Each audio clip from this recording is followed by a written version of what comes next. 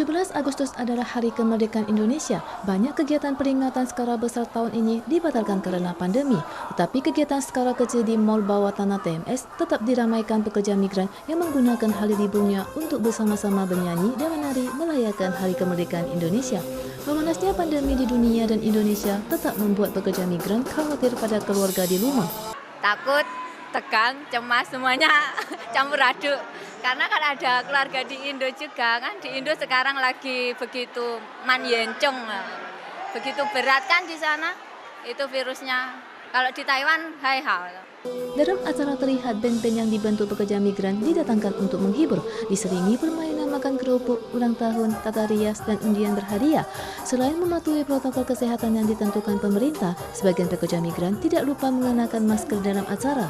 Nggak terlalu mempengaruhi sih, cuman ya kita harus menjaga kebersihan, kita harus cuci tangan, dan kita harus keluar rumah jangan sampai lupa membawa masker gitu. Rasanya ya sedih, nggak cemas karena di rumah juga ada keluarga, mencemaskan keluarga juga mencemaskan saya yang ada di sini. Pekerja migran yang tidak bisa pulang seperti biasanya karena pandemi terpaksa menahan rasa kangen dan rindu kepada orang rumah. Mereka berharap baik teman di Indonesia maupun di Taiwan bisa menerapkan protokol kesehatan di masa-masa yang sulit ini. Pada saat yang sama, mereka juga merasa kagum dengan kinerja pencegahan pandemi di Taiwan. Pemilu secara Kaohsiung berakhir. Wali kota terpilih Chen Qimai memenangkan dengan suara terbanyak 670.000 lebih suara. Jumlah yang menembus 70% ini mencatat rekor tertinggi dalam sejarah pemilihan wali kota Kaohsiung.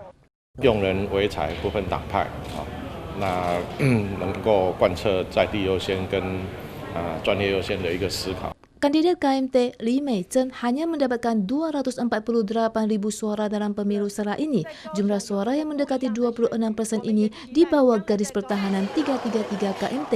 Li mengadakan pawai terima kasih pada tanggal 16 pagi. 我也非常感谢韩市长在选前可以出来帮我，我也非常感谢韩市府团队。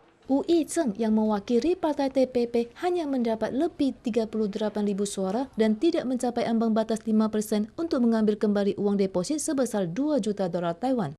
整个台湾的政治是执政党在监督在野党，这实在是太奇怪了。这个资源很少的党，我们就是用全部的力量，在尽量做。 Masa jabatan Chen Qimai setelah terpilih tinggal 2 tahun 4 bulan. Bagaimana dia membuat terobosan baru sesuai janji kampanye menjadi perhatian umum.